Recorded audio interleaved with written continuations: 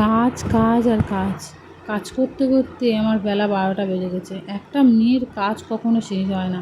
কাজ করতে করতে সংসারের পেছনে মেয়েদের অর্ধেকটা জীবন চলে যায়। হ্যালো এভরিওয়ান, আবারও চলে এসেছি আপনাদের সামনে ছোট্ট একটা মিনি ব্লগ নিয়ে। আপনারা সবাই কেমন আছেন?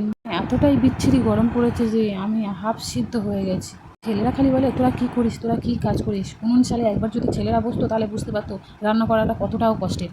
আমি কি ঠিক বলেছি? আমি যদি ঠিক বলে থাকি তাহলে তোমরা কমেন্টে প্লিজ জানিও। গরমের সময় আগুন সালে কাঠ থাকতে বেশিক্ষণ ভালো লাগে, তাই বেশিক্ষণ থাকবো না বলে তাড়াহুড়ো করে ঝামা করে রান্না করে নিচ্ছি। তাদের বেশি কিছু রেসিপি করছিও না। মাছগুলোকে ভেজে নিয়েছি। ও সরি, আপনাদের কাছে তো বলাই হলো না যেটা কী মাছ। তো আজকের পর বাজার থেকে লাটা মাছ নিয়ে এসেছে। আমার মেয়ে লাটা মাছ খেতে খুব ভালোবাসে।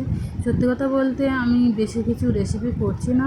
তো এই গরমের সময় বেশি উনুন সালে বসাও বড্ড কঠিন, তাই ওর জন্য করলা আর আলু ভাজা করে দিচ্ছি। আর একটু পাতলা করে লাটা মাছের ঝোল করে দেবো। তারপর রাঙা আলু, এমনি আলু, ঝিঙে দিয়ে জিরে বাটা ফেলে ঝোল। আমার মেয়ে লাটা মাছ খেতে অতিরিক্ত ভালোবাসে, তাই বললাম এই গরমে কাঁচা লঙ্কার তরকারি জিরে বাটা দিয়ে অতিরিক্ত ভালো। গরমের সময় সত্যি কথা বলতে আদা রসুনের তরকারি তো আমার একদমই ভালো লাগে না। কার ভালো লাগে আমি জানিও না, আমার তো একদমই পছন্দ না। আমার জিরে বাটার ফেলে তরকারি আমার খুব ভালো লাগে। তাই আমি আজকে দেখো এখানে জিরে বাটা, মিষ্টি আলু দিয়ে, ঝিঙে দিয়ে পাতলা করে ঝোল করছি।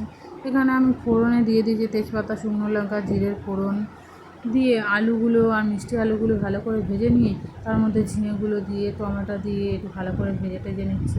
নিয়ে এর মধ্যে কাঁচা লঙ্কা আর আদাটা দিয়ে দিচ্ছি। কাঁচা লঙ্কা অনেকে তেলের মধ্যে দেয়, কিন্তু দেখবে তেলের মধ্যে কাঁচা লঙ্কা দিলে অতিরিক্ত কাঁচা হয়। তাই কাঁচা লঙ্কাগুলোকে আমি সবসময় যখন আলুর তরকারি করি তখন কাঁচা লঙ্কা আমি মাস্ট দিই, কিন্তু কাঁচা লঙ্কাগুলো আমি লাস্টে দিই যাতে কাশিটা না আসে। তো দেখো এখানে তরকারি কষে কষে আমি একদম আলুগুলোকে সিদ্ধ করে নিয়েছি। আলু যখন যেহেতু সিদ্ধ তখন এর মধ্যে অল্প জল দিলেই তরকারি ব্যাস হয়ে যাবে। এদিকে আমার পাখাটাও ব্যায়াম ধরেছে, পাখাটা গজে পাখাটা আমার জ্বালাতে হচ্ছে। এই আজকেরই আমার মা পাখাটা করে দিয়ে গেছে। তো কাঁচা পাখাই দিয়ে রান্না করা যায়, কিন্তু কী করবো, গ্যাসের যা দাম, গ্যাসে এখন রান্না করলে হবে না।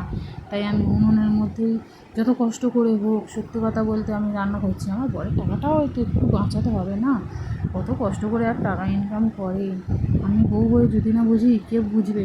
দেখো লাটা মাছের তরকারি আমার রেডি হয়ে গেছে। এবার শুধু নামিয়ে নেওয়ার পালা। দেখো নামিয়ে নিয়েছি গামলা করে।